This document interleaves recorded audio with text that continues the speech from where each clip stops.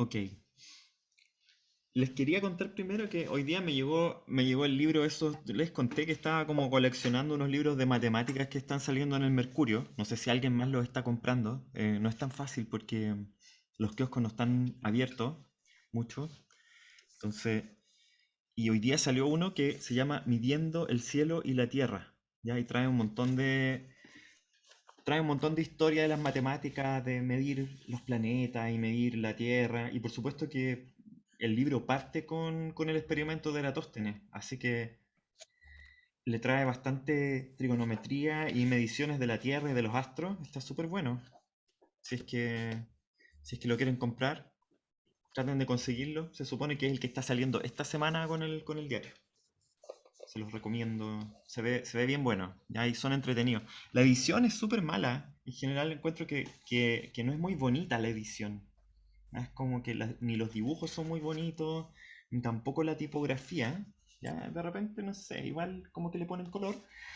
Pero el contenido es súper bueno. Están escritos en castellano, muy bien escritos. Así que vale la pena leerlo. Ok. Entonces, lo que estábamos viendo, la última clase del martes, estábamos mirando un poco esta idea de la energía o el trabajo mecánico ejercido por la fuerza de un resorte. ¿Ya? Entonces nosotros decíamos que la fuerza del resorte, ¿cierto? Se podía escribir como un vector. Igual todo todavía en una dimensión. ¿Ya? Yo vi que mis auxiliares se adelantaron un poco definiendo el trabajo mecánico en más de una dimensión. Y eso es lo que vamos a ver hoy día, pero tenemos la fuerza de roce perdón, la fuerza de roce, la fuerza del resorte. Mejor no le pongamos sub R a esto porque queda medio confuso. Vamos a llamarle la fuerza K. El F sub K era menos K por X según X unitario, ¿sí? Y si nosotros teníamos el X puesto así, ¿cierto? Y teníamos un resorte, entonces si yo con mi mano estiro el resorte, ¿cierto? Yo obviamente le estoy ejerciendo una fuerza al resorte, la fuerza de la mano, ¿sí? Al resorte va a ser K por X según X unitario, pero la fuerza del resorte a la mano, y ese es el F sub K, es por supuesto al revés, menos K por X según X unitario. Ahora, ¿quién recuerda cuánto valía X o qué es lo que era X? ¿Quién lo recuerda de todas esas cajas negras con nombres?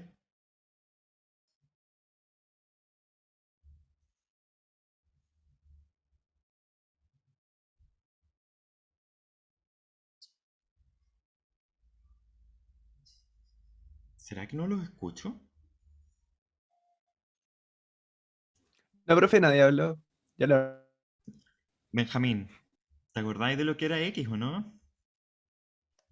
No, no me acuerdo. Desplazamiento del resorte, ¿no? El desplazamiento del resorte, Joaquín, pero ¿respecto de qué? ¿Era respecto De de su la muralla posición donde lo inicial. tenemos No, amarrado? de su posición en natural. No sé cómo decirlo, la verdad. De su posición natural, claro. De su largo natural le llamábamos a eso. Entonces, suponíamos que el resorte tiene un cierto largo natural, L0, que sería la longitud del resorte en ausencia de cualquier otra fuerza, y ese desplazamiento X es justamente el desplazamiento desde la posición de equilibrio del resorte. ¿Ya? Así que es el largo natural. Ahora, cuando nosotros definimos el trabajo mecánico, ¿cierto? Decimos que el trabajo mecánico era la sumatoria de la fuerza, en este caso, supongamos que partimos en 0 y terminamos en x0, de la fuerza del resorte, por el desplazamiento del resorte o el desplazamiento a lo largo de la dirección en la que se está ejerciendo la fuerza, ¿ya? Y ese trabajo mecánico, entonces uno lo puede ver desde el punto de vista de la mano o desde el punto de vista del resorte, ¿ya? Uno puede decir, ¿cuál es el trabajo mecánico que le ejerce el resorte a la mano? ¿Ya? A eso le vamos a llamar F sub K. El trabajo mecánico que le ejerce el resorte a la mano es la fuerza con la que el resorte está tirando la mano, ¿cierto? Entonces va a ser, perdón, no es necesario poner el menos ahí. Uy, estoy borrando con el destacador. No es necesario poner el menos ahí. La fuerza del resorte va a ser la fuerza del resorte, que es en realidad menos K por X, ¿cierto? Por el desplazamiento. Así que eso ya vimos lo que es un medio de K por X0 al cuadrado, ¿sí? Que es el área bajo la curva de la fuerza por el desplazamiento. O el área bajo la curva en este gráfico fuerza en función del desplazamiento, ¿sí? La fuerza en X, el desplazamiento en X. En este caso, la fuerza del resorte es negativa, ¿sí? Así que la fuerza del resorte es así, menos K por X, y entonces se considera entonces esta área negativa desde 0, la posición de equilibrio, hasta X0, ¿ya? En que estamos suponiendo que eh, el resorte parte en esa posición de equilibrio, ¿sí? Pero ahora si fuéramos a verlo del punto de vista del resorte, ¿cuál es la fuerza, cuál es el trabajo mecánico que la mano está ejerciendo sobre el resorte? Bueno, el trabajo mecánico que la mano está ejerciendo sobre el resorte es la integral, ¿cierto? De 0 a x0 de la fuerza de la mano, que es k por x por dx, y ese trabajo entonces es un medio de k por x0 al cuadrado, ¿sí? Así que en realidad el signo depende un poco de qué es lo que estemos considerando. Si estamos considerando el trabajo mecánico que le ejerce la mano al resorte, es negativo, porque de alguna forma el resorte me está pidiendo a mí energía para poder estirarlo, ¿sí? Yo tengo que gastar energía y gastar trabajo mecánico en estirar el resorte, pero el resorte gana energía de la mano porque la mano lo está estirando, y ese trabajo mecánico entonces el resorte lo gana. Y aquí es donde aparece nuestra intuición, y nuestra intuición es la siguiente, que si yo estoy estirando el resorte, ¿ya? Y por ejemplo, y el resorte tuviera una masita adosada al final, estamos suponiendo que un resorte ideal incluso no tiene masa, ¿ya? Así que un resorte ideal sin masa, idealmente, y longitud natural o largo natural o largo de equilibrio L0. En ese caso, ¿cierto? En el resorte ideal sin masa no hay ninguna masa, así que no hay aceleración, no hay nada. Pero si le colgáramos una masita acá, lo que uno vería es que después de que la mano le ejerció ese trabajo mecánico, también se acumuló una especie de potencial. ¿Potencial para qué, diríamos? Potencial para producir movimiento, para producir, por ejemplo, energía cinética. Y la manera de verlo es lo siguiente: si yo estiro, ¿cierto? La masa pegada al resorte y la suelto luego de estirarla un medio de K por X0, la masa se va a empezar a mover y va a tener una cierta energía cinética, ¿sí? Así que eh, se va a convertir esa energía del resorte en un potencial. ¿Ya? Y entonces ahora recuperemos nuestra discusión. ¿Ya? Nos estamos tomando bien a pecho las cátedras de trabajo y energía. Nos estamos demorando, estamos yendo lento porque estamos construyendo la intuición ya de trabajo y energía todavía. No estamos permitiendo que se nos escape la intuición. Entonces tenemos esta nueva fuerza, y si se recuerdan de la clase pasada también, habíamos definido las fuerzas conservativas. ¿Se acuerdan? ¿Alguien se acuerda cuál era la definición de las fuerzas conservativas?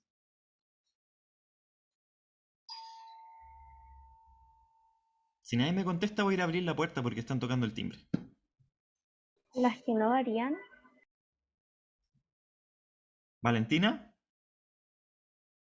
Las que no varían. Las fuerzas que no varían. Cuando el trabajo depende de la posición final e inicial, y no de la trayectoria, el trabajo mecánico. Cuando el trabajo mecánico depende de la posición inicial y final y no de la trayectoria. Exactamente, esas son las fuerzas conservativas. Esa es una definición de fuerza conservativa. No hay nadie. Y entonces la pregunta obvia ahora, la pregunta natural, es si acaso la fuerza del resorte o la fuerza elástica del resorte es una fuerza conservativa.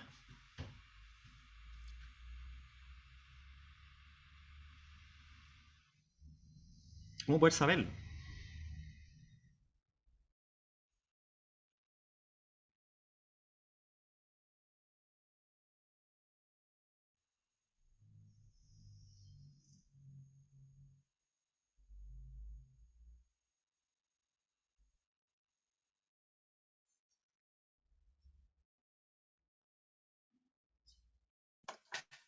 Profe, o sea, el auxiliar lo explicó con una partícula que es disparada al resorte. ¿Es válido explicarlo así? Porque va a salir con la misma energía cinética. Mm, lo que pasa es que todavía no hemos hablado de energía cinética. Ya no es necesario hablar de energía cinética todavía para discutir si la fuerza es o no conservativa. Em, Básicamente, si miramos la forma que tiene el trabajo mecánico, el trabajo mecánico depende de la posición, nada más. ¿Ya? Eh, y claro, cuando estamos haciendo las cosas en una pura dimensión, resulta difícil saber si esta fuerza es o no conservativa. Ya, esa diría yo, el principal problema para determinar eso. Así que lo que vamos a hacer en realidad es que vamos a extender nuestra definición de trabajo mecánico, que de hecho ya los auxiliares ya lo han empezado a ocupar así que vamos a adelantarnos, o los vamos a alcanzar, ¿ya? Y vamos a empezar a ver cuál es la definición de trabajo mecánico cuando uno tiene más de una dimensión en el problema, ¿ya? Porque hasta el momento nosotros estábamos en la gravedad y la gravedad era una pura dimensión, ¿cierto? La dimensión vertical. La fuerza del resorte también a lo largo del eje X y por lo tanto una sola dimensión. ¿Qué pasa cuando tenemos más de una dimensión? Ya, eso es lo que vamos a ver ahora. Entonces, eh, generalizando la definición de trabajo mecánico, el trabajo mecánico es la fuerza paralela al desplazamiento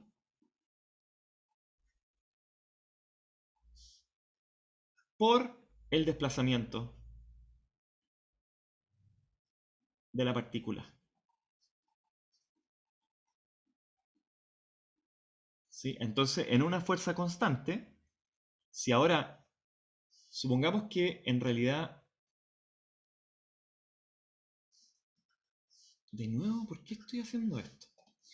Supongamos que yo tengo mi partícula acá y ahora el camino es un camino multidimensional, ¿cierto? En donde, por ejemplo, la fuerza que estoy aplicando es una fuerza así, en esa dirección.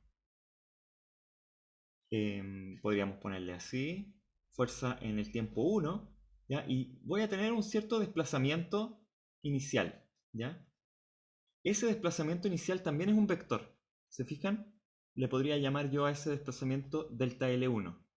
Supongamos que en un tiempo posterior, en un tiempo cualquiera, yo tengo otro desplazamiento acá. Ese va a ser el desplazamiento, que va a ser delta L2. Y supongamos que en ese caso la fuerza también es distinta y es F2. ¿Sí? Y bueno, etcétera, etcétera. ¿Ya? Aquí estoy en un punto A y acá estoy en un punto B. Estoy yendo de A a B, ¿cierto? Y me está ayudando para ir de A a B esa fuerza, que puede ser variable, ¿cierto? Puede ser F1 acá y aquí es distinta, F2, etcétera. Y yo puedo definir más puntos entre medio, entre A y B. ¿Cuánto vale el trabajo mecánico de la fuerza? Bueno, vale la fuerza proyectada a lo largo del desplazamiento, ¿ya? Entonces, si el ángulo entre F1 y DL1 lo defino como θ1, y aquí el ángulo entre el desplazamiento DL2, supongamos claro, que es el desplazamiento total, pero que en realidad estoy dividiendo, y para eso mejor lo hago de otro color, ¿cierto? Si estoy dividiendo mis pedacitos en distintos desplazamientos chiquititos, ¿sí? Quizás puedo definir el desplazamiento de L2, lo puedo definir como un vector chiquitito también, ya no como un vector largo como lo estaba mirando antes. Vamos a borrar ese vector largo y vamos a definir puros vectores chiquititos, ¿ya? Este podría ser F1 y este va a ser el vector delta L1. Y este de acá, ¿cierto? Va a ser delta L n, pongámosle. Ah, no le pongamos n, pongámosle i. Ya para que sea en realidad cualquiera. Y este podría ser la fuerza Fi, ¿sí?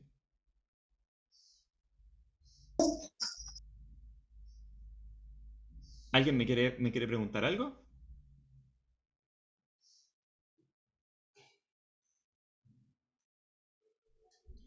¿Se fijan Parece que que se este le es un abrió el caso micrófono general? nomás. Ya. ¿Se fijan que este es un caso general? Es un caso general porque no estamos diciendo que la fuerza sea en una dimensión, pues estamos en un plano ahora. El desplazamiento tampoco tiene que ser en la misma dirección que la fuerza, así que todo está muy generalizado ahora sí. Y entonces yo les digo, el trabajo mecánico es la fuerza paralela al desplazamiento multiplicada por el desplazamiento de la partícula. Entonces ustedes verán que para llegar de A a B, si es que yo lo hiciera vectorial, también lo puedo hacer así, ¿cierto? Si yo pesco este vector acá y hago esto, uy, que me quedó derechito, y lo hice sin la herramienta. Ese sería el vector que une A y B, ¿cierto? Yo les podría decir aquí que el vector que une A y B es la sumatoria sobre I, de I igual 1 a n, cuales sean todos los que yo haga, de estos vectores chiquititos, ¿cierto? Porque miren, si yo voy sumando punta a punta, voy llegando ahí, después sumo eso con el otro, voy llegando ahí y así, voy sumando todos los vectores, al final la suma me va a dar ese vector largo, ¿ya? Así que ese vector largo es efectivamente la suma de esos vectores chiquititos de desplazamiento. Ahora, necesito que alguien me diga cuánto vale el trabajo mecánico en ese pedacito chiquitito, por ejemplo, delta L1. En ese pedacito chiquitito vamos a considerar que la fuerza F1 es constante. Ya, esto lo hemos hecho varias veces, así que ustedes ya deberían estar acostumbrados a que hacemos este tipo de cosas. Si es que la fuerza F1 es constante en ese intervalo delta L1, ¿cuánto vale el trabajo mecánico que le está ejerciendo la fuerza F1 a la partícula a lo largo de ese intervalo de desplazamiento?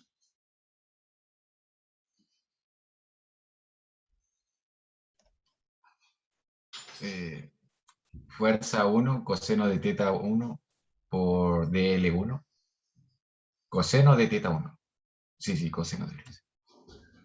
Ya, lo vamos a escribir con, lo vamos a escribir con negro, ¿sí?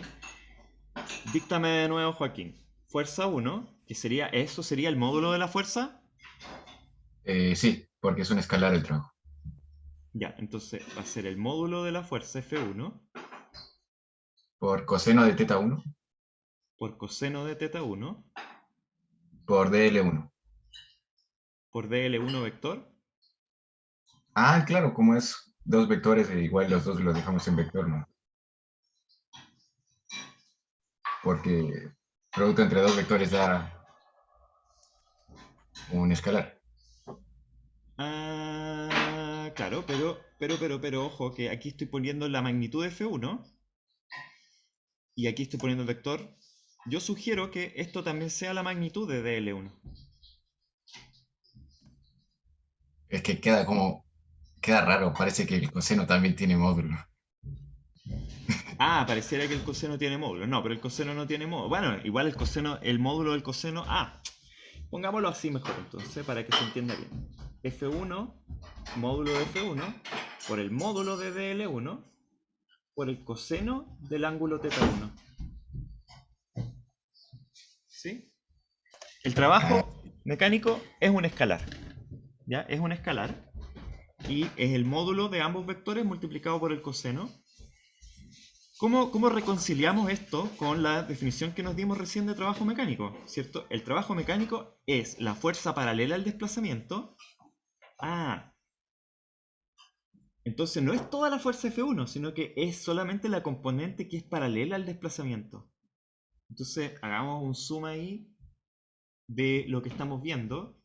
Cuando nosotros decimos que es la componente paralela al desplazamiento, nos estamos imaginando DL1 así, ¿cierto? Y nos estamos imaginando F1 de otra forma. F1 así.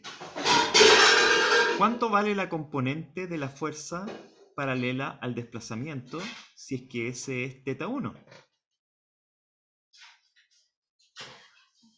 ¿Cuánto vale, queridos estudiantes, en modo caja negra hoy? Coseno de teta por F1. Coseno de θ por F1, ¿cierto? Esto de aquí es módulo de F1 por coseno de θ. Es decir, esto vale la componente perpendicular paralela al desplazamiento de la fuerza. F1 por coseno de θ. 1. Por el desplazamiento. Por el desplazamiento. El desplazamiento es un vector de L1 que tiene módulo, en este caso, módulo de DL1. O sea, el largo de ese vectorcillo.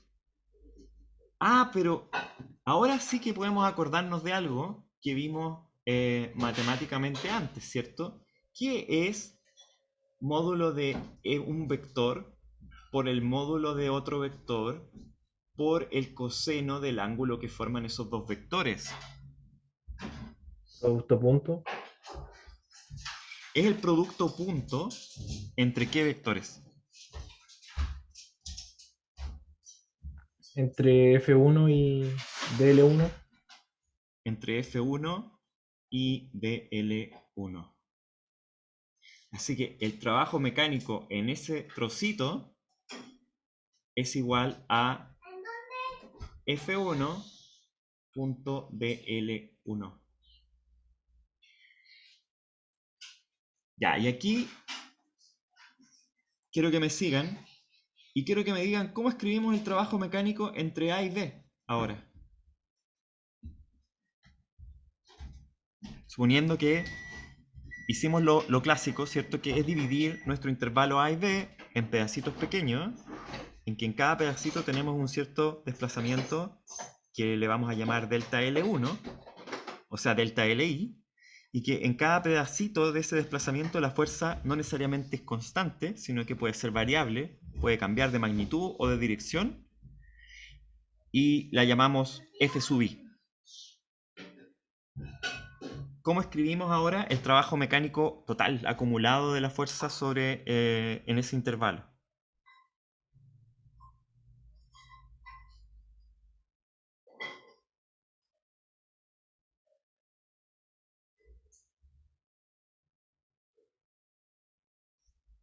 Váyanme diciendo nomás. Yo aquí voy anotando. Cualquier palabra sirve. Si me dicen palabras al azar, también puede ser que sean también. Sumatoria a la fuerza Sumatoria, bien. ¿De qué cosa? de las fuerzas. ¿De qué cosa, ¿no? Valentina? ¿Mm? Fuerzas. De la fuerza, ya. ¿Pero qué ponemos? F. Vector. Sub I. Sub I. ¿Qué más? Le estoy cargando la mata a la Valentina ya, porque ella ya hizo la mitad del problema bien. ¿Cómo seguimos? Sumatoria sobre todos los I, de F sub I.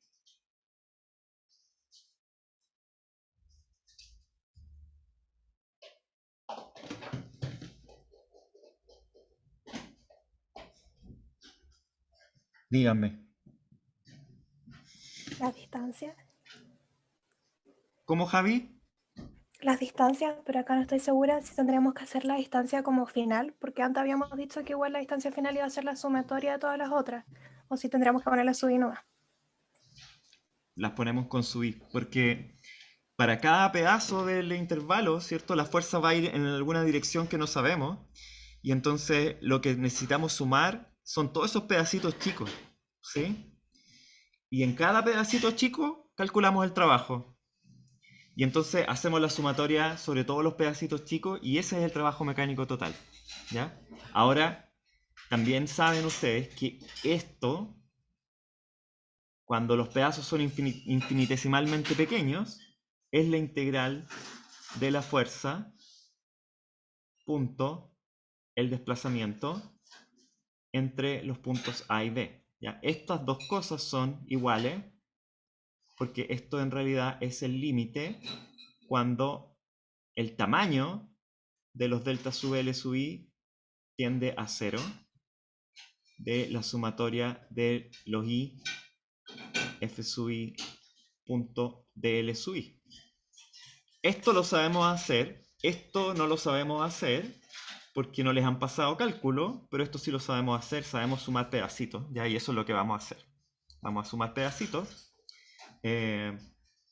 No vamos a tener que hacer integrales probablemente en el resto del curso, pero sí saber que esa es la definición de trabajo mecánico. Así que tenemos una definición ahora sí de trabajo mecánico que sirve para cualquier... Ah, Gabriel, sumatoria de los productos puntos. Muy bien, Gabriel. Sorry, no vi tu chat. Ahora el trabajo mecánico entonces funciona con cualquier fuerza. La fuerza no necesariamente tiene que ser en una dimensión. El desplazamiento tampoco tiene que ser en una dimensión necesariamente, ¿ya? Y entonces ahora sí podemos ver los ejemplos de manera más difícil, ¿cierto?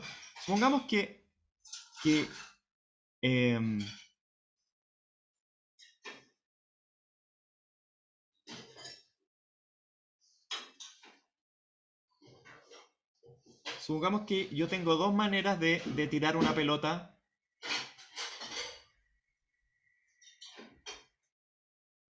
desde una altura h hasta la altura final 0, ¿sí? Una manera es que la pelota se vaya por acá, ¿sí? Que se vaya por acá y que llegue al final como en estas especies como de toboganes, ¿cierto? En que uno se tira con un saco. No sé si alguna vez han hecho eso. No sé si en Fantasilandia había, en realidad en Fantasilandia ya no hay ese tobogán con un saco, pero en algunas ferias así como más chicas sí. Una posibilidad. Y la otra posibilidad es que uno tire la pelota y llegue al piso, pero directamente para abajo, ¿sí?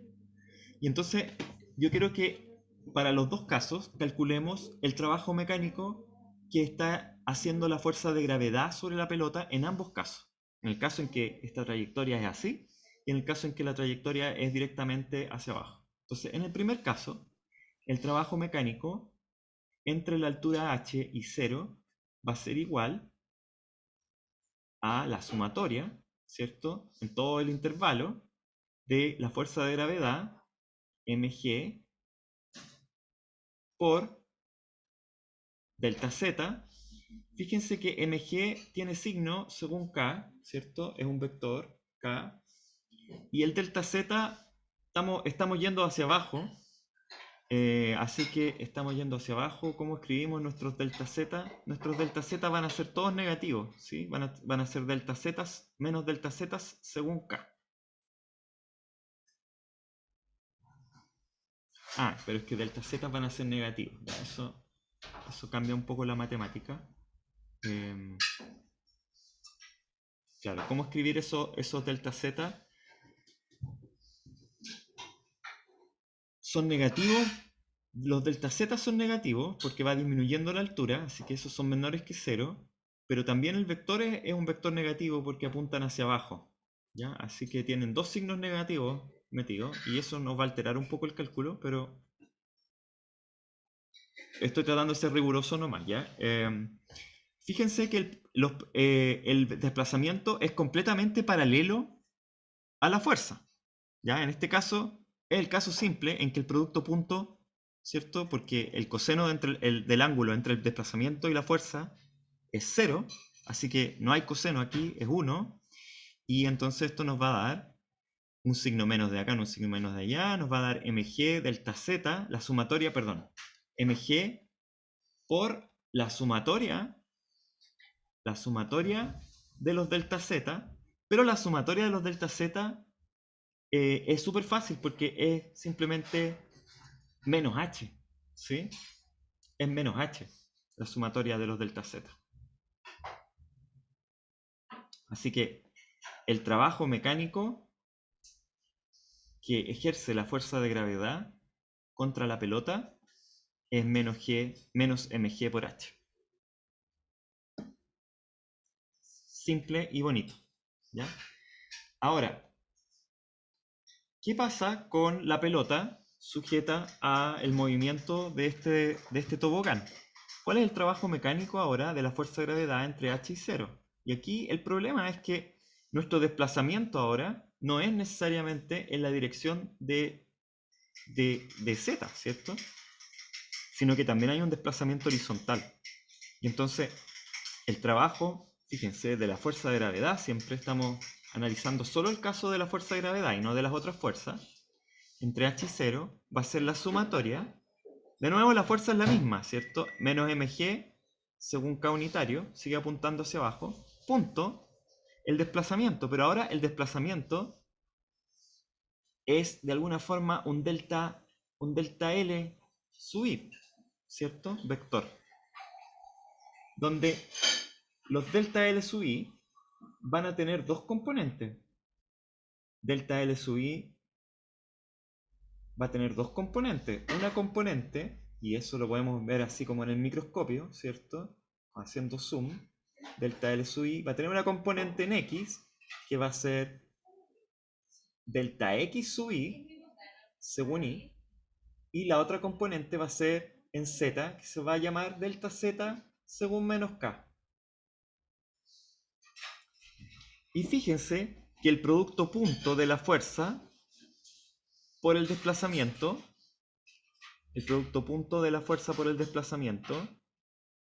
como el desplazamiento vectorial tiene dos componentes y una es delta x sub i según i y la otra es la misma de antes, ¿cierto? Es delta z según menos k.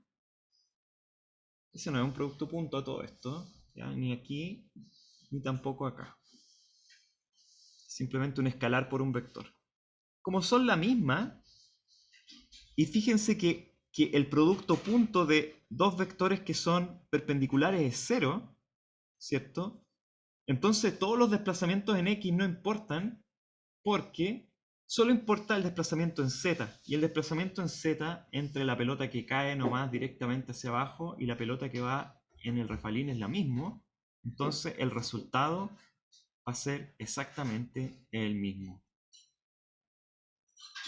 No importa el movimiento, ¿cierto? En X, el trabajo mecánico solo le interesa el movimiento en Z.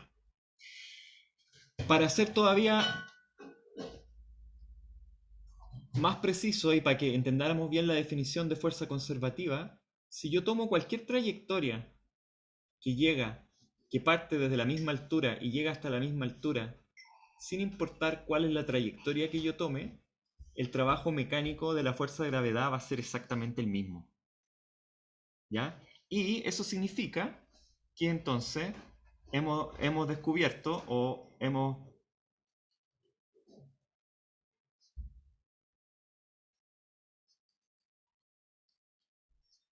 podemos afirmar con toda certeza ahora que la gravedad es una fuerza conservativa. Conservativa no.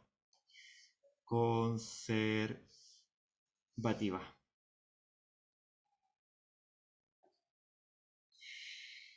Ya. Entonces ahora también tomemos como ejemplo otra hay otra manera de decir que las fuerzas son conservativas y la manera de decirla es la siguiente. Si yo tomo un punto A y hago una trayectoria tal que vuelvo al punto A, el trabajo neto efectuado por una fuerza conservativa cuando voy por cualquier trayectoria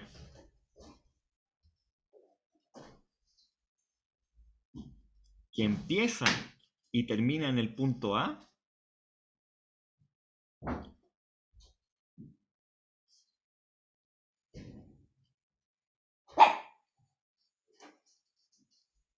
es 0. ¿Sí? ¿Cómo veo eso? Bueno, el trabajo mecánico de la fuerza de gravedad siempre es mg por la diferencia de la altura. Si yo voy del punto A, que está a una altura, supongamos h, y vuelvo al punto A, no importa cómo lo haga. Qué bonito, Rose. No importa cómo lo haga, me voy a devolver al mismo punto A, y eso significa que no hay trabajo mecánico neto. ¿Ya? No se hizo trabajo mecánico. Si yo tiro la pelota y la pelota logra subir de nuevo y vuelvo a estar en el punto H, entonces no hay trabajo mecánico neto. Y eso es otra manera de escribir que la fuerza de gravedad es una fuerza conservativa. Como el trabajo mecánico depende solo del punto de inicio y del punto final, la única posibilidad de que la fuerza de gravedad en este caso sea conservativa es que si yo voy del punto de inicio y vuelvo al punto de inicio, el trabajo mecánico sea 0. ¿Ya? Son dos maneras equivalentes de expresar la misma idea de fuerza conservativa. Y entonces, bueno, hasta el momento hemos estado dedicándonos a mirar fuerzas conservativas. Ya todavía no hemos demostrado que la fuerza elástica del resorte sea una fuerza conservativa, pero ustedes ya lo sospechan probablemente. ¿Cuáles son las fuerzas no conservativas entonces? ¿Cuáles serán las fuerzas no conservativas? ¿Roce? El roce sobre todo, claro. El roce es el mejor ejemplo porque supongamos que voy de A a B y efectivamente estoy moviendo un bloque de A a B, ya estoy moviendo un bloque de masa M. Sin acelerarlo, lo estoy moviendo a una velocidad constante y lo estoy arrastrando contra un roce cinético mu sub c. La pregunta es ¿cuánto vale el trabajo mecánico de la fuerza de roce? Entonces, el trabajo mecánico de la fuerza de roce, en este caso, va a ser constante. ¿Ya? Vamos a suponer que entre A y B hay una distancia delta X que cubrir. Y estamos solamente en una dimensión. La fuerza de roce, en este caso, ¿es paralela o perpendicular al movimiento? ¿Cómo sería el diagrama de cuerpo libre de la pelotita? La fuerza de roce como que va para allá, ¿cierto? Fuerza de roce cinético va para allá. Tenemos una gravedad que podría ser mg y tenemos una normal n. Y entonces para poder hacer esto necesariamente yo le tengo que imprimir una fuerza externa, F, con la mano, pongámosle, que voy a arrastrar el bloque con la mano, de tal forma que el bloque no acelera, pero que va en contra de la fuerza de gravedad. ¿Cuánto vale el trabajo de la fuerza de roce? Bueno, el trabajo de la fuerza de roce entonces vale, y fíjense que aquí en una dimensión igual es necesario considerar que yo me voy desplazando en la dirección positiva de I, pero la fuerza de roce va en la dirección negativa de I. ¿Sí? Así que, ¿qué significa que que el trabajo neto sea negativo. Como en el caso anterior, ¿cierto? En que teníamos que la pelota, el trabajo de la fuerza de gravedad es negativo, ¿cierto? En el caso anterior, ¿sí? Es como que la pelota tiene que consumir energía para poder bajar. ¿Qué energía está consumiendo la pelota? Como el trabajo es negativo, significa que la pelota tiene que consumir energía, ¿ya? O alguien tiene que consumir energía por la pelota. Ese movimiento no va a ocurrir de manera espontánea, ¿cierto?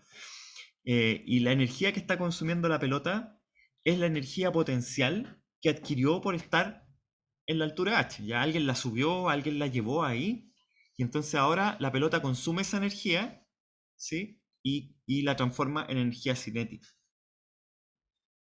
Ahora, nuestro bloque tiene que consumir energía. ¿Qué energía va a consumir? Bueno, va a consumir la energía que nosotros mismos le estamos dando cuando lo estamos empujando, ¿sí? Pero mirado desde el punto de vista de la fuerza de roce, la fuerza de roce le va a quitar energía al bloque, ¿cierto? Así que el trabajo va a ser negativo. ¿Cómo vemos que el trabajo es negativo? Bueno, porque la fuerza de roce va en una dirección y el desplazamiento va en otra. Así que el trabajo de la fuerza de roce va a ser igual a mu sub c por la normal, que en este caso es mg, ¿cierto? Según menos i, punto el desplazamiento, y el desplazamiento es de x según y. La fuerza es constante, así que aquí no importa, no necesitamos hacer ninguna sumatoria, ¿cierto? De pedacitos chicos, la fuerza es constante, y eso significa que el trabajo de la fuerza de roce es mu sub c por mg por delta x. Ya, estos son los ejemplos simples que a veces ustedes me piden. Y este es el ejemplo más simple de una fuerza que no es conservativa. ¿Ya? ¿Cuál podría ser la demostración más simple de que la fuerza no es conservativa? Bueno, ¿qué pasa si yo ahora, una vez que terminé de llegar a A, fui de A a B, ¿cierto? Y ese es el trabajo de A a B. Pero ¿qué pasa si yo, cuando terminé de llegar a B, decido volver al punto A? ¿Sí?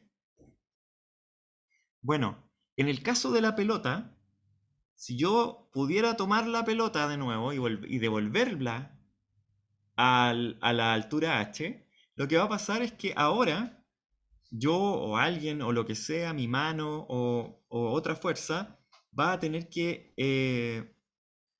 la fuerza de gravedad ahora va a generar trabajo positivo sobre la partícula igual a mg por h. ¿Sí? Y lo que va a resultar es que el trabajo neto de la fuerza de gravedad, el menos mg por h, más el mg por h, se van a anular y van a terminar siendo cero. ¿Ya? Y esa es una fuerza conservativa, dijimos. Pero ¿qué pasa ahora yendo de B a A? Bueno, de B a A, fíjense que de B a A, el diagrama de cuerpo libre es un poquito distinto, porque de B a A, el desplazamiento ahora es según menos I, ¿cierto? Pero ahora la fuerza ya no es según menos I de nuevo, sino que va en contra del movimiento, porque el roce tiende a frenar el bloque, así que ahora la fuerza de roce va según I unitario, ¿sí? Y entonces, ¿cuánto vale el trabajo de la fuerza de roce entre B y A? Bueno, vale mu sub c por mg según I, pero ahora el desplazamiento es delta x según menos I, ¿sí? Así que eso me queda mu sub c por mg o menos mu sub c por mg por delta x. ¿Y cuánto vale entonces el trabajo de la fuerza de roce cuando voy de A a B y luego también vuelvo al punto A? Pues ¿cuánto creen que vale?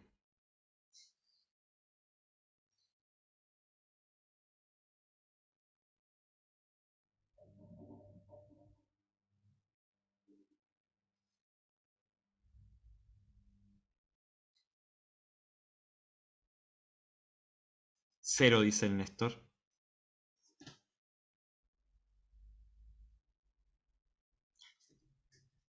Pues no, Néstor. Es la suma ¿No se nomás de suman? estos dos. y va a ser menos 2 veces mu sub c por mg por delta x. Ya yo no recupero nada. No recupero el trabajo mecánico que tuve que perder empujando el bloque. De hecho, es bien razonable el asunto. Básicamente, tengo que entregarle energía de nuevo al sistema para poder seguir moviendo el bloque, ¿sí? Contra el roce, ¿sí? Pensemos en lo siguiente. Pensemos en que supongamos que yo voy subiendo un cerro, ¿ya? Y tengo, no sé, tengo un amigo acá abajo que está con su mochila. Ya estábamos descansando acá y yo entonces empiezo a subir por acá con la mochila. Y cuando llego acá arriba me doy cuenta que en realidad la mochila que estoy llevando no es la mía, sino que es la de mi amigo. ¿Ya? Por algún motivo él necesita algo de su mochila. Pero yo ya subí toda la mochila y en una de esas, ¿qué pasa si yo simplemente le lanzo la mochila nomás? Yo ejercí trabajo, ¿cierto?, para llegar hasta acá arriba. Y si yo pesco la mochila y se la tiro, la mochila va a bajar y yo no voy a haber hecho más trabajo mecánico, ¿cierto? Hice nomás el trabajo de subir y después la tiro y ya. Y ocupo la energía potencial en tirarle la mochila de vuelta. Ahora, ¿qué pasa si la mochila tiene cosas muy delicadas?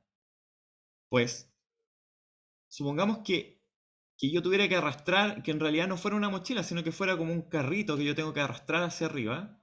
Lo tengo que arrastrar una vez y después mi amigo se da cuenta que, pucha, que tengo que devolverme con el carrito y tengo que arrastrarlo de nuevo para abajo. Es cierto que parte de la energía la voy a recuperar, ¿ya? Que de bajada es más fácil, ¿cierto? Porque voy a ir recuperando energía, la gravedad que ocupé para subir el carro, pero el roce no. El roce no lo voy a recuperar. El roce lo voy a ocupar 2 veces.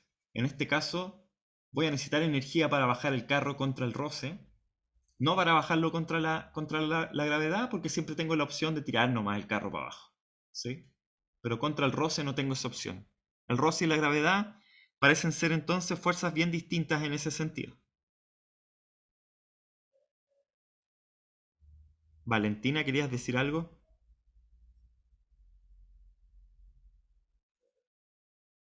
¿Yo? Valentina Ocares. Más adelante decía que se sumaban. Que se sumaban, exacto. Se suman nomás. Ya, así que...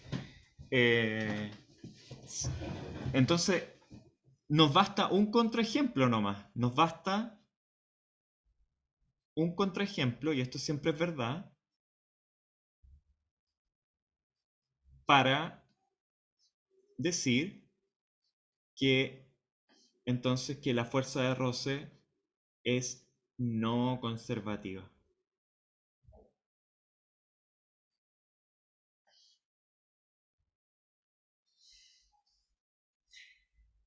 Y bueno, una tercera propiedad que tienen las fuerzas conservativas, ya dijimos, primero, las fuerzas conservativas son fuerzas en que el trabajo mecánico solo depende de la posición inicial y la posición final. Después dijimos, las fuerzas conservativas también se pueden definir como aquellas fuerzas en donde el trabajo mecánico neto que ejerce la fuerza si hago una trayectoria cíclica, es decir, si parto en un punto y termino en el mismo punto, es 0. Pero hay una tercera propiedad de las fuerzas conservativas y es la siguiente. Las fuerzas conservativas le traen asociado siempre un potencial. Así nomás. Y entonces, si yo les digo que la fuerza de gravedad es una fuerza conservativa, entonces quiere decir que la fuerza de gravedad tiene asociado un potencial, el potencial gravitatorio. Bueno, si yo les digo que la fuerza elástica del resorte es una fuerza conservativa, ustedes me dirán, entonces, profe, muéstrenos cuál es el potencial asociado a esa fuerza elástica. hay un potencial asociado a la fuerza elástica. Si yo les digo que la fuerza gravitacional, la fuerza, por ejemplo, la fuerza gravitacional, ¿cierto?, entre dos objetos, que uno la escribe así. ¿Les suena que hemos escrito esto alguna vez o no? Esta es la fuerza de gravedad entre un objeto de masa m, que podría ser el Sol, típicamente uno dice el Sol, y por ejemplo la Tierra es el objeto de masa m chica, ¿cierto? La fuerza gravitacional que el Sol le ejerce a la Tierra, ¿sí?, apunta en la dirección negativa de la distancia entre el Sol y la Tierra. ¿Ya? La distancia entre el Sol y la Tierra, o el desplazamiento entre el Sol y la Tierra, es un vector r. El vector r unitario es ese vector que apunta entre el centro de los dos objetos, ¿ya? Desde el objeto más grande al más chico, si quieren aquí. Y entonces, ¿cuánto vale la fuerza de gravedad que está ejerciendo el Sol sobre la Tierra? Bueno, vale menos g por m partido por r cuadrado según r unitario. Va para allá, ¿cierto? El Sol está atrayendo a la Tierra con esa fuerza de gravitación o de gravedad universal. Ahora, ¿será esta una fuerza conservativa? Es una fuerza conservativa, ya no lo voy a demostrar. Pero sí quiero mostrar una cosa acá, y es un ejemplo de trabajo mecánico. ¿Cuál será el trabajo mecánico que está ejerciendo esta fuerza de gravedad sobre la Tierra?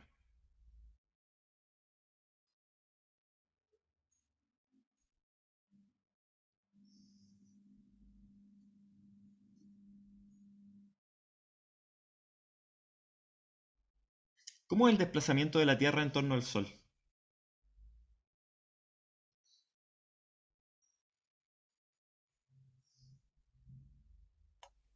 El Elíptico. Sol es una elipse, ¿cierto? Es una elipse un poquito...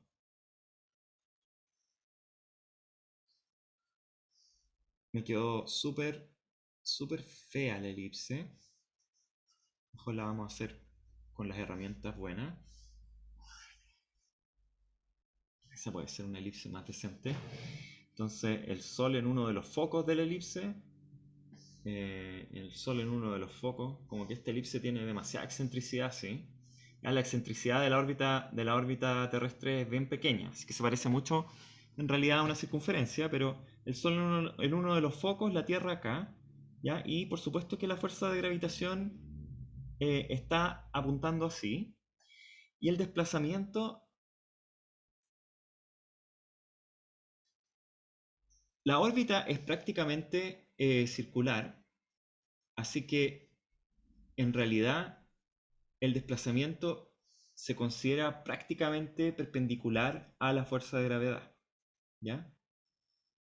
Por lo tanto, el trabajo mecánico que ejerce la fuerza de gravedad del Sol contra la Tierra es cero, ¿ya? Por ser perpendiculares el desplazamiento delta L con la fuerza de gravedad. Delta L perpendicular a menos gmm partido por r cuadrado, y por lo tanto eso implica que el trabajo mecánico de la fuerza de gravedad es cero, ¿ya?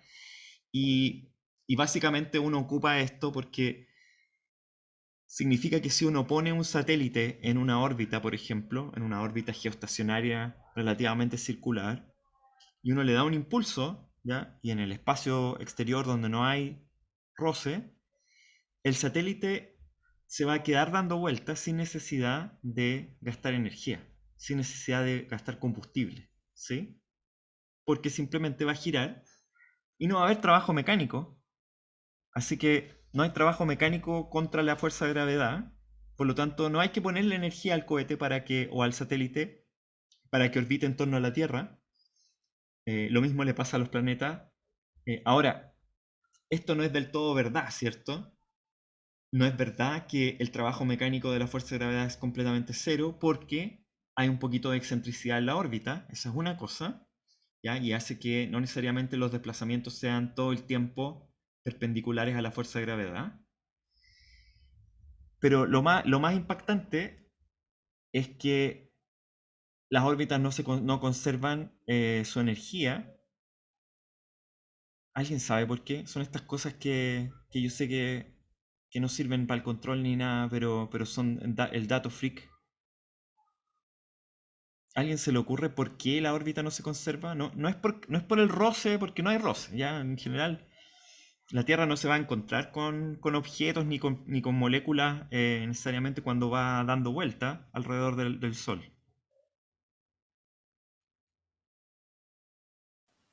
No es por todos los objetos que hay en el espacio. Porque Ni por los estaría, objetos del espacio. o sea, porque estaría recibiendo fuerza, o sea, estaría interactuando con más objetos, entonces esa misma fórmula para fuerza de gravedad se estaría aplicando millones de veces. Como que, Buena esa, Renato. Buena. La fuerza de gravedad de los otros objetos no necesariamente apunta en la dirección del desplazamiento. Así que podría claro, ser que gana trabajo o pierde trabajo la Tierra por efecto de los otros planetas. Buena. claro. Esa es una posibilidad. Es una posibilidad. Ya la otra posibilidad más esotérica, yo creo que se las he mencionado en otras ocasiones, es la siguiente, que la gravedad obviamente no se ejerce solo sobre el centro de la Tierra, sino que se ejerce sobre cada partícula de la Tierra. Nosotros también, y esto es bien extraño, ¿cierto? Porque nosotros también sentimos la gravedad del Sol, ¿ya? Igual que todos los objetos que están sobre la Tierra. Y somos necesariamente un planeta viscoelástico, no somos completamente rígidos.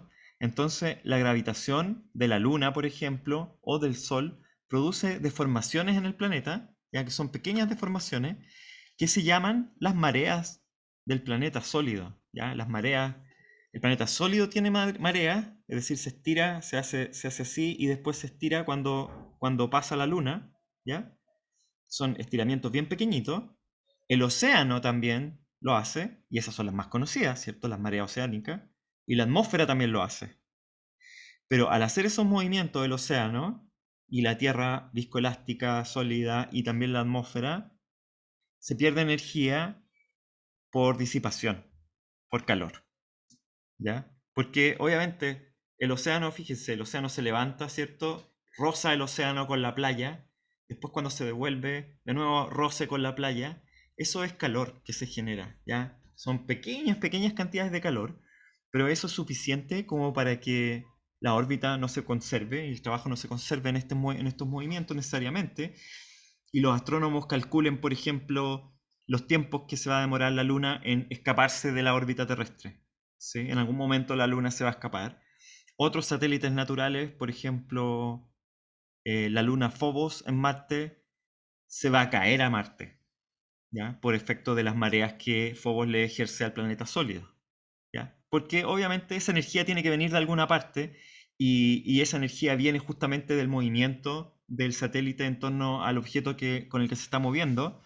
En esa interacción de marea, ahí hay una pérdida de energía que no es cero, ¿ya? Y que es un trabajo mecánico que se termina por transformar en roce, o sea, en calor. Lo mismo pasa acá, ojo, que al final el roce termina por ser calor. Ya uno no necesariamente lo experimenta cuando empuja un bloque, pero sí, por ejemplo, si es que alguna vez han afilado un cuchillo, ya que esto es mala idea igual, afilar un cuchillo y después tocar el cuchillo, el filo, se van a dar cuenta que está caliente. ¿Sí? ¿De dónde salió esa energía? Esa energía salió del roce. De alguna forma ustedes convirtieron esa energía química de sus alimentos, ¿cierto? La convirtieron en roce y después ese roce pasó a convertirse en calor. Y ahí, cuando se convierte en calor, como que ya es más difícil aprovechar esa energía, ¿cierto? Es fácil aprovechar la energía, por ejemplo, de subir una pelota en una altura h, porque yo puedo aprovechar esa energía incluso, por ejemplo, para mover un molino, ¿ya? Yo puedo poner pelotitas en el molino, ¿cierto? Y voy poniendo las pelotitas. Si es que yo tengo alguna manera de subir pelotitas, puedo ir poniendo pelotitas en un molino y el molino se va a mover y puedo generar hasta energía eléctrica, puedo convertir la energía potencial gravitatoria.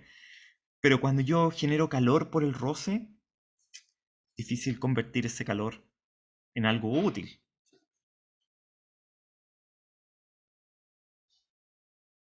Ok, ese era un ejemplo nomás de fuerza conservativa. Entonces, les quería mostrar ahora sí, un teorema de conservación un poco más general, ¿ya? ¿Se acuerdan que habíamos dicho que el trabajo neto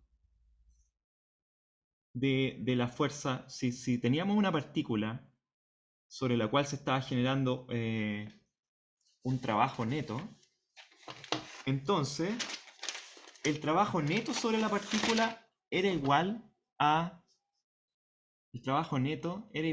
cambio de la energía cinética sobre la partícula. ¿Ya? Eso habíamos dicho y de alguna forma lo habíamos demostrado. ¿Ya? Voy a hacerlo ahora, de nuevo. Lo voy a hacer ahora con nuestra definición general. Y aquí voy a seguir el Massman un poco. ¿Ya? Nos habíamos alejado del Massman por un rato. Aquí voy a seguir el Massman porque en general he estado leyendo de nuevo el capítulo de trabajo y energía del Massman. Y aquí viene una recomendación importante de estructura y de administración del curso y también para la preparación de las pruebas. No sugiero estudiar la materia del Massman en el capítulo de trabajo y energía, ¿ya? Y es porque está bien confusa la cuestión, ¿ya? Es súper confuso, varios de los conceptos ahí están bien confusos.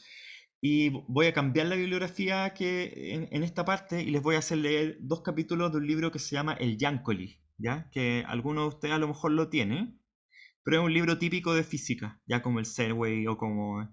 Y me pareció que la materia ahí estaba bastante más clara, ¿ya? Bastante más prístina.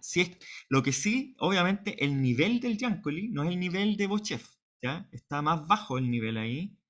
Y por lo tanto no traten de hacer los ejercicios del Yankoli, porque los ejercicios del Yankoli son súper fáciles y nunca les van a salir en la prueba.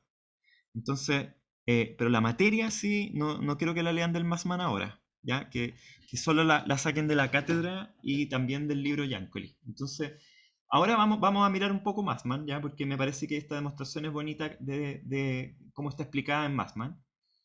Si uno parte con la fuerza con la segunda ley de Newton, ¿cierto? Que es como siempre tenemos que partir estas definiciones cuando estamos pasando trabajo y energía. Si uno parte con la sumatoria de fuerza igual a, F, igual a M por A, esto es Massman más de mi propia cosecha, ¿ya? Supongamos que uno puede dividir las fuerzas entre 2 tipos de fuerzas. Fuerzas que son conservativas y fuerzas que no son conservativas. Ya vamos a dividir las fuerzas en 2. Y ustedes estarán de acuerdo con que siempre puedo hacer esto. Yo puedo decir, pucha, sobre un cuerpo está actuando la gravedad, está actuando la normal, quizás está actuando un roce. Hay unas que son conservativas, otras que no. Siempre voy a poder hacer esa división. Y eso va a ser verdad, que la sumatoria total de las fuerzas externas sobre la partícula, que va a ser todas las fuerzas, las conservativas, las no conservativas, va a ser igual a la masa por la aceleración de la partícula vectorial. Ya, eso va a ser verdad siempre. Pero ahora me fijo en lo siguiente, y me fijo en que el desplazamiento, ¿ya? Que puede ser este dr, ¿cierto? ¿Cuánto se mueve una partícula vectorialmente en un intervalo de tiempo pequeño? Fijémonos, supongamos que yo tengo mi origen de coordenadas acá, y tengo que la posición en el tiempo 1 se llama R1 de t, y la posición en el tiempo siguiente es R2 de t más delta t, ¿ya? Ustedes estarán de acuerdo con que eso de ahí es el delta R, ¿sí? Es como el delta posición, ¿cierto? Es lo mismo que estábamos haciendo recién con los L. Le habíamos llamado de otra forma nomás. Estamos en una posición, avanzamos a un delta R, llegamos a otra posición, ¿sí? Ustedes ven claramente, supongo, ven claramente que delta R es igual a la velocidad por delta t, ¿sí? Porque fíjense, la partícula está en R1 y llegó a R2. la velocidad va a apuntar en la dirección entre R1 y R2. ¿Sí? Ese es el vector velocidad. Pero, ¿qué tanto tiempo se demore? ¿Cierto? Si el tiempo es pequeñito, entonces va a avanzar poquito. Si el tiempo es grande, va a avanzar un montón.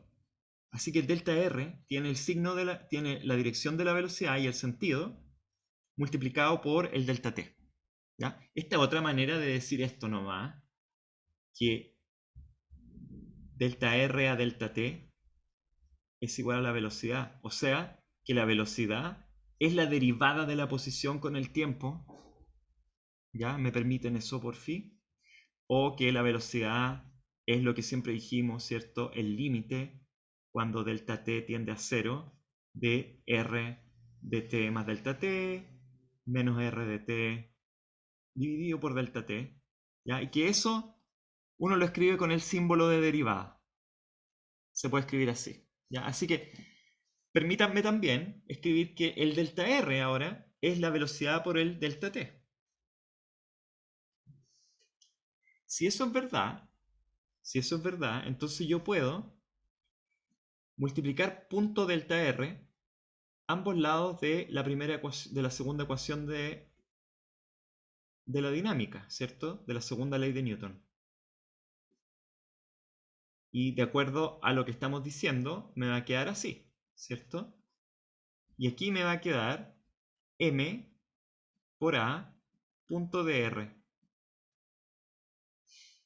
Pero aquí yo puedo reemplazar el punto dr por b de t, ¿cierto? Y me va a quedar m por a punto b de t. ¿Sí?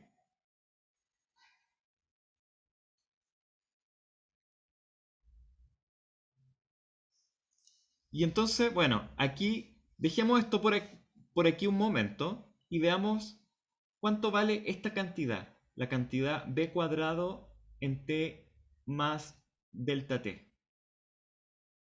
La cantidad b cuadrado en t más delta t es lo mismo que tomar el producto punto. Es lo mismo que tomar el producto punto de la velocidad en t más delta t. Perdón, estoy escribiendo de dos maneras distintas el delta t. Ya no me pesquen con eso. Punto, la misma velocidad en t más delta t, ¿cierto? El cuadrado de un vector, que sería el módulo del vector al cuadrado, es lo mismo que el producto punto del vector consigo mismo. ¿Les suena eso, no? Sí, porque un vector es paralelo a sí mismo, ¿sí? Y el producto punto entre dos vectores es el módulo del vector 1 por el módulo del segundo vector por el coseno del ángulo que forman, pero el ángulo que forma el vector consigo mismo es 0, así que el coseno es 1, el módulo de uno por el módulo del otro es el módulo del mismo al cuadrado, así que en realidad el módulo del vector al cuadrado es lo mismo que tomar producto punto el vector y consigo mismo, ¿ya? Pero uno podría, y aquí fíjense, que la velocidad en t más delta t, uno la podría reemplazar en ambos lados por la velocidad en t más la aceleración por delta t, ¿cierto? Ocupando nomás que la aceleración va a ser constante si es que el intervalo de tiempo realmente es chiquitito, ¿sí? Estamos considerando que intervalo es chiquitito, así que b en t más delta t es b de t más a por delta t. Está bien.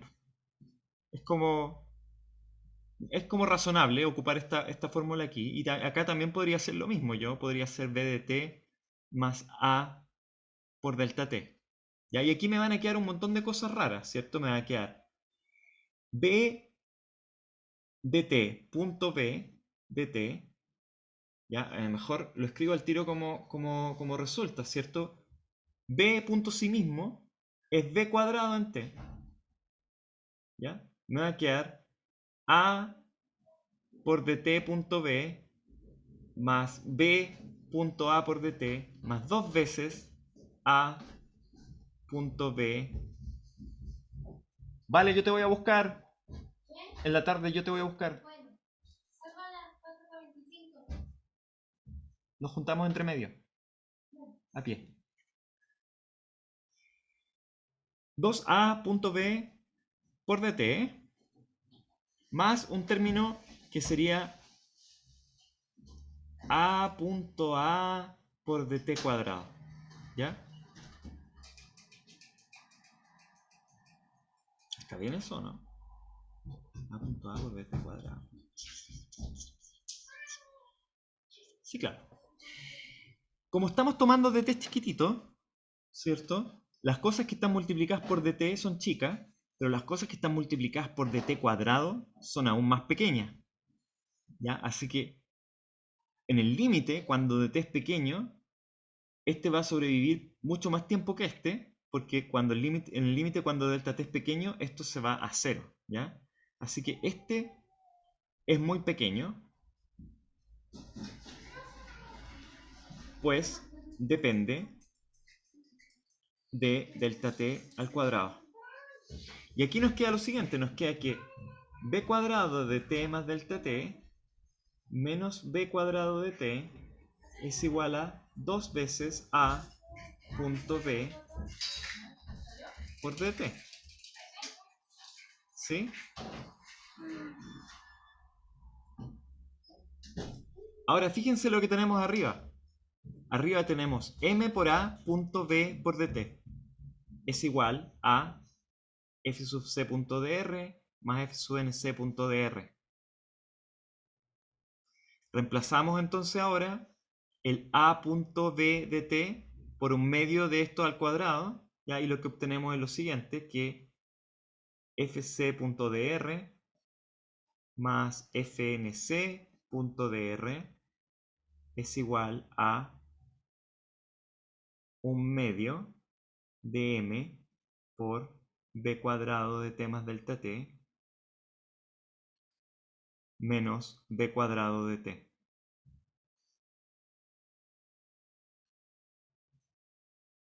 Y eso es el cambio de la energía cinética que ya habíamos visto, ¿cierto? Y esto de acá es el trabajo de las fuerzas conservativas y este de acá es el trabajo de las fuerzas no conservativas.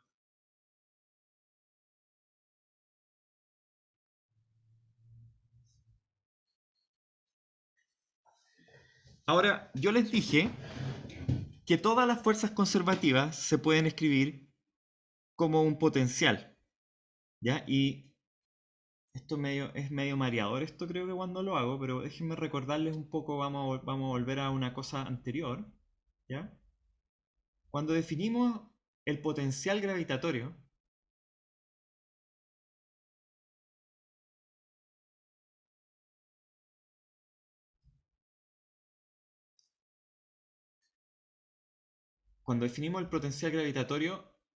el potencial gravitatorio lo definimos como mgz, ¿ya? Un sub g igual a mgz. No, lo definimos antes, creo. Definimos antes de eso. Lo definimos acá, como mgz, ¿ya? Si uno piensa...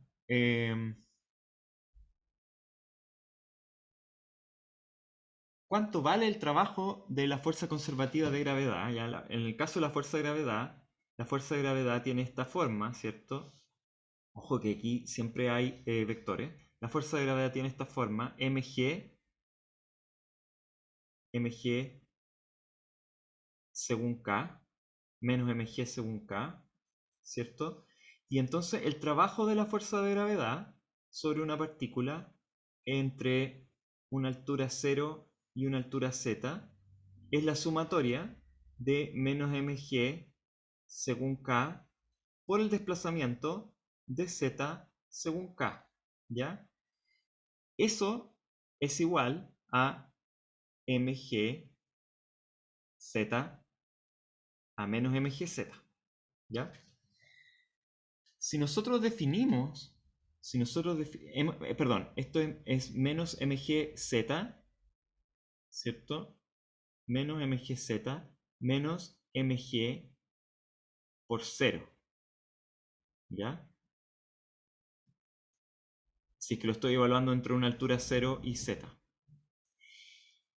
Pero más generalmente, el trabajo mecánico entre una altura z1 y z2 va a ser igual a menos mg por z1 menos mg por z2, ¿ya? Y esto lo puedo escribir también como mi famosa potencial, ¿cierto? Que esto se escribe como U1 menos U2. Y ahí resulta ser que el trabajo mecánico de la fuerza de gravedad, entonces, perdón,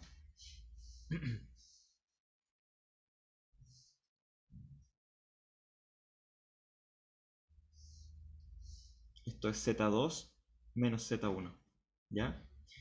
El trabajo mecánico de la fuerza de gravedad, entonces, es el cambio de la energía potencial gravitatoria entre la situación 2 y la situación 1, o igual a menos delta U, ¿ya?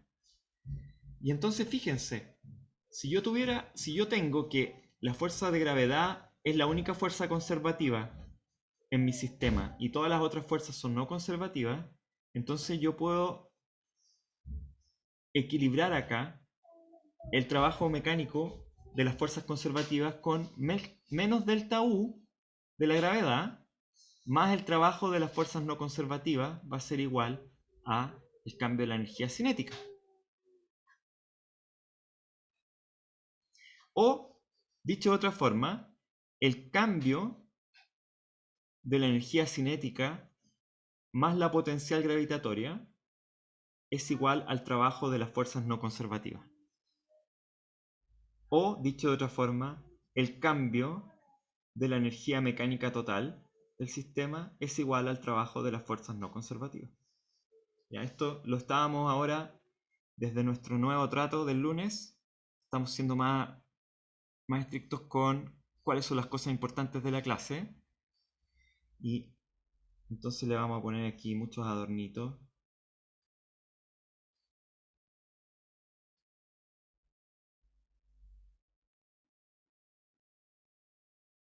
Este es un teorema de conservación de la energía. No lo dedujimos de manera muy rigurosa, ¿ya? Y lo hicimos semi-riguroso. Por eso que les digo que esto es una combinación, ¿ya? En Massman está bien riguroso. En Jankoli está poco riguroso, ¿ya? Esta es una mezcla de las dos cosas. O también con un poco más de... Porque lo que no hemos hecho acá... Y lo que no hemos hecho acá es decir cuáles son las fuerzas conservativas y cuáles no. ¿Ya? Solo tenemos algunos ejemplos nomás. ¿Ya? Eso todavía nos falta cerrar un poco y apretar un poco la manija ahí. Pero vamos para allá. ¿Ya? Y entonces, ¿qué es lo que nos dice esto? Que en ausencia de fuerzas no conservativas, fíjense, si no hay roce, se conserva la energía mecánica. Buena. Y si hay roce, bueno, entonces hay que considerar el trabajo de la fuerza de roce. Veamos un ejemplo. Damos un ejemplo. Supongamos que tuviéramos que resolver este problema, un problema simple, y aquí sí que les aseguro que este problema es simple y no vamos a hacer un problema complicado por ahora. Supongamos que yo tengo un bloque acá de masa m, inicialmente a una velocidad v0, el cual es un bloque como de hielo, ¿cierto? Está en un piso de hielo acá. Acá la fuerza de roce cinético es 0, pero aquí no es 0. Y aquí vale mu sub c mayor que 0. Y aquí, en este intervalo d nomás, el bloque está sujeto a una fuerza de roce. Y después ya no. Después va a seguir sin roce. Entonces la pregunta clásica es ¿a qué velocidad sale la partícula o qué velocidad tiene en esta zona C, si que ustedes quieren ponerle? La zona A, primero el bloque viene con velocidad v0, en la zona B hay roce, a lo largo de un intervalo D, y en la zona C el bloque va a salir de nuevo a una superficie que no tiene roce. ¿Cuánto vale la velocidad de la partícula en la zona C? Tratemos de ocupar nuestro resultado que acabamos de encontrar. Entonces, lo que dice nuestro resultado es que en ausencia de fuerzas no conservativas, se conserva la energía.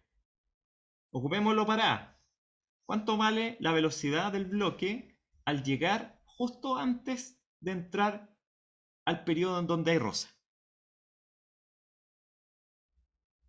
B0. Pues lo mismo, ¿no?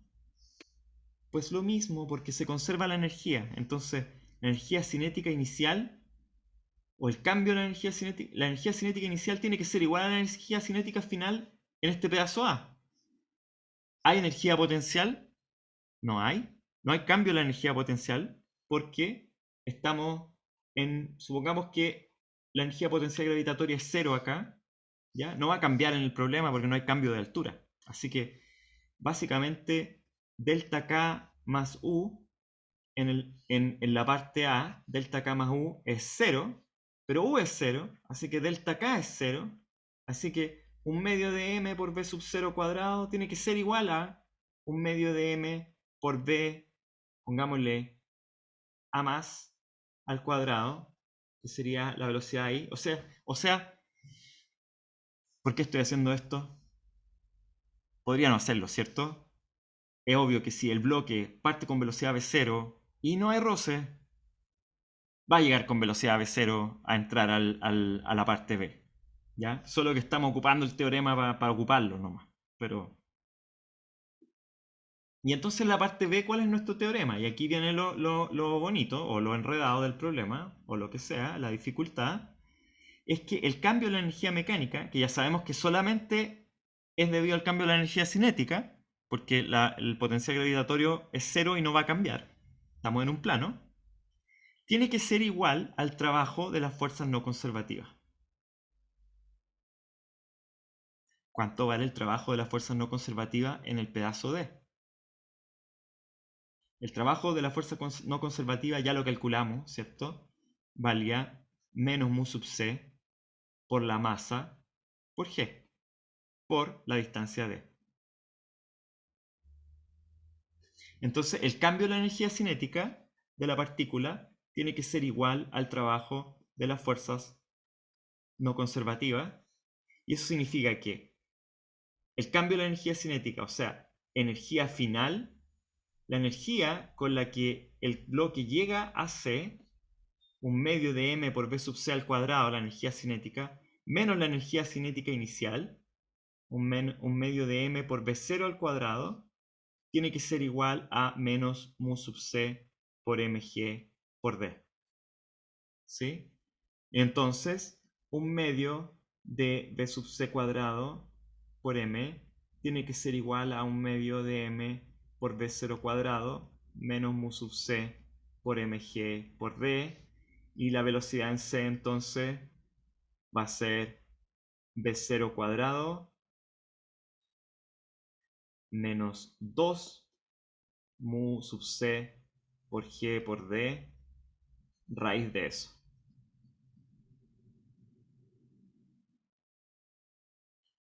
¿Cuál es la condición?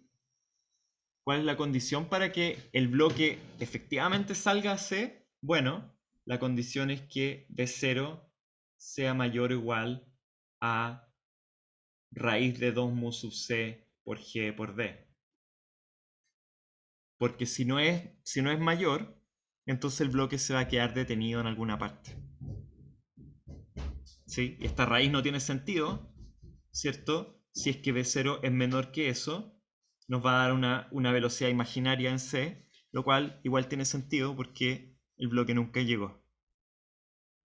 Si es que el bloque se detiene entre medio porque le falta energía, quiere decir que nunca llegó acá.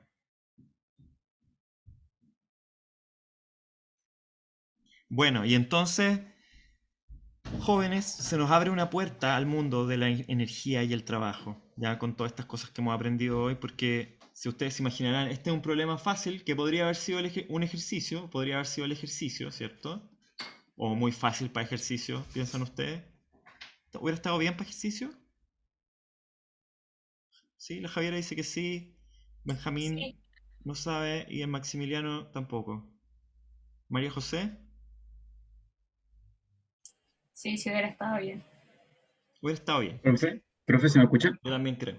Sí. Tengo una consulta. Abajo en esa condición, ¿no debería ser b sub 0 cuadrado igual a 2 mu? Ah, es que le puse la raíz Ah, acá. lo mismo. Ah, sí, ya digo ahí la raíz. No había Sí, sí. cachado. Gracias.